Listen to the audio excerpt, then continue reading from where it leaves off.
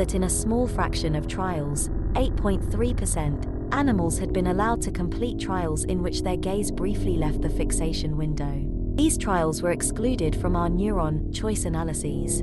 However, as animals had indicated their choice on these trials and received reward when correct, these trials were relevant for assessing choice and reward history effects. We therefore included these trials in our choice history analysis when they were followed by a valid trial, i.e., in which gaze remained within the fixation window. Microsaccade detection. The control for contamination of the recorded responses by eye movements. We reanalyzed our data after discarding trials in which at least one microsaccade was detected in an epoch beginning 150 milliseconds before stimulus onset and extending to the end of each trial.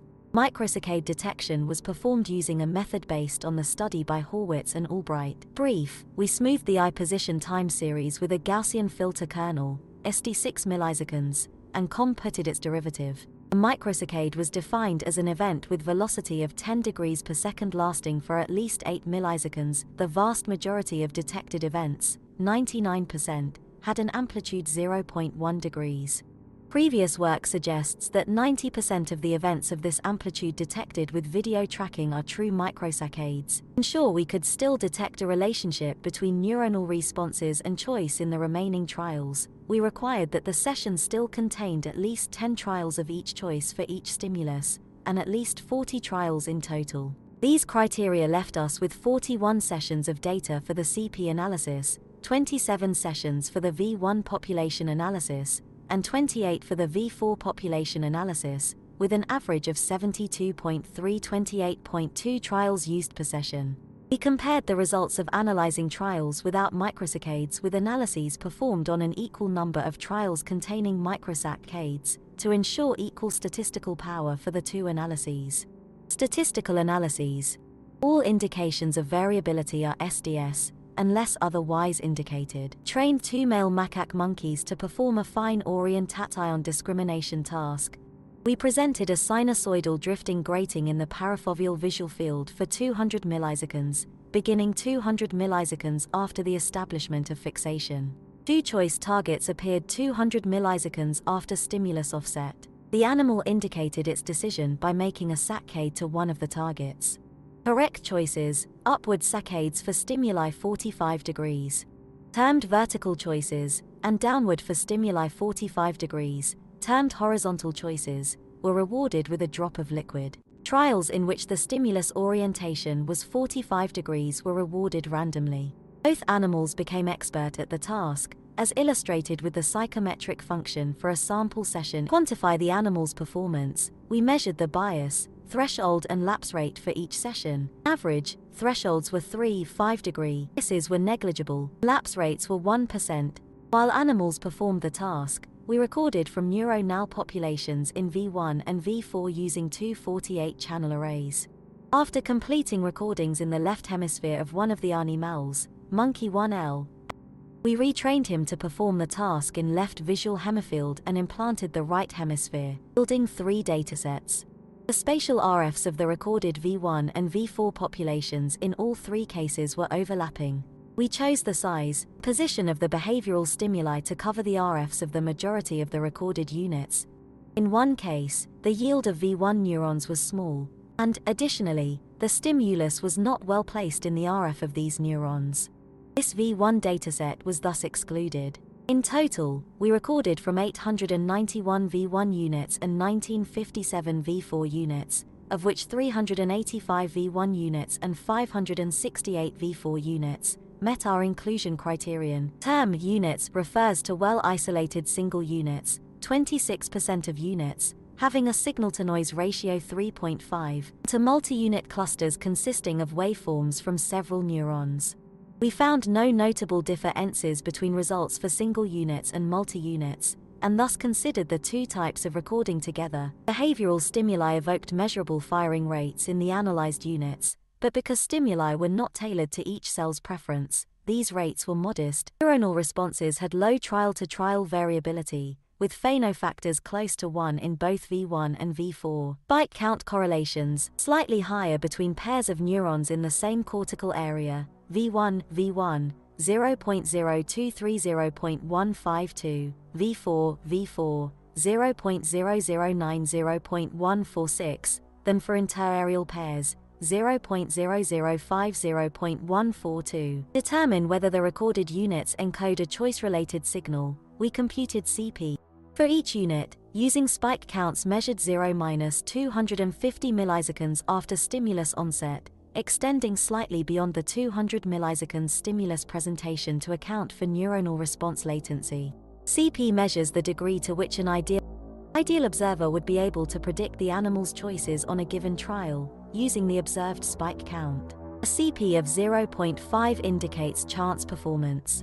Values 0.5 indicate that stronger neuronal responses are associated with choices aligned with the neuron's preferred stimulus. Values 0.5 indicate the counterintuitive relationship that stronger responses predict choices opposite to the cell's preference. We found little choice-related activity in individual V1 or V4 units. Mean CP was only statistically different from chance in V4 of one animal, M1L, P0.004, one sample t-test. For all other datasets it was indistinguishable from chance in both V1 and V4. Weak mean CPS might arise because the assumed relationship between neuronal tuning and choice is invalid, rather than because of an absence of choice-related signals. That is, if choice signals are not related to tuning preference in the expected manner. Example, assuming that stronger responses in a vertical preferring neuron result in more vertical choices, the measured CP would be equally likely to be above or below 0.5, resulting in mean 0.5. To assess this possibility, we evaluated whether the CP of each unit was different from 0.5 using a permutation test. We found only a small proportion of units, 6.7% in V1 and 9.7% in V4, with statistically significant choice signals, a proportion not notably larger than expected by chance given our statistical criterion, level 0.05. Another possible explanation for our weak CP values is that the representation of choice in V1 and V4 is dynamic, perhaps more previous allant outside our chosen analysis window, 0-250 milliseconds after stimulus onset. We thus performed CP analysis in sliding temporal windows of 100 milliseconds with 50% overlap.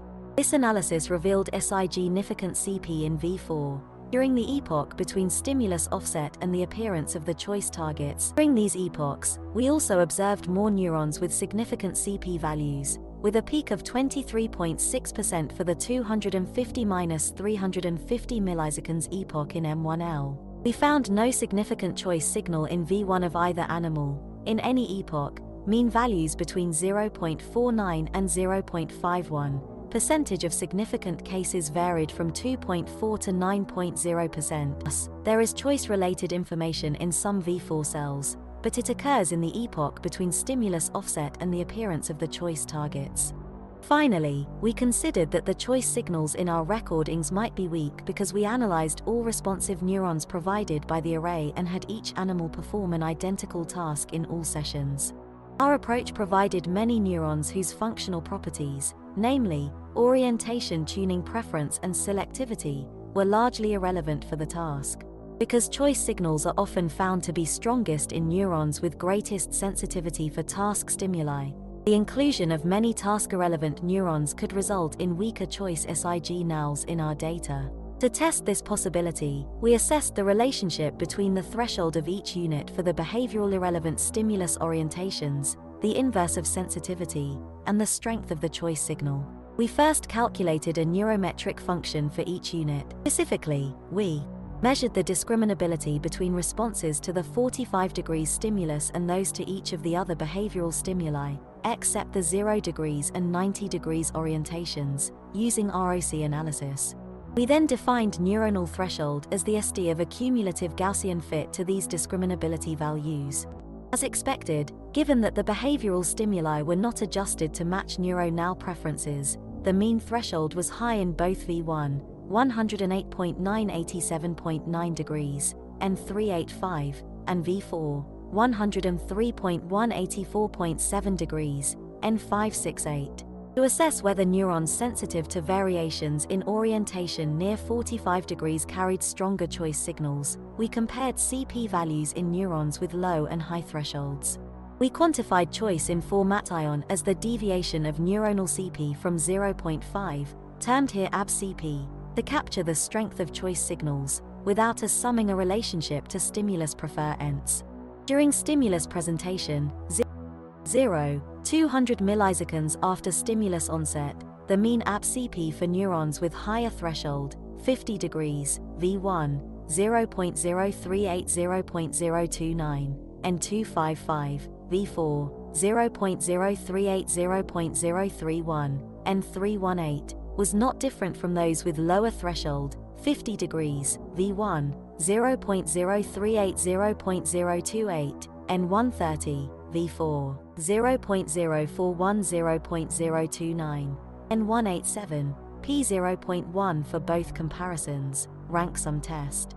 Further, there was no significant correlation between threshold and the strength of choice-related activity in either V1, R0.07, P0.33 for M1R, R0.004, P0.95 for M2, or V4, R0.12, P0.17 for M1L, R0.07, P0.64 for M1R, and R0.06, P0.24 for M2.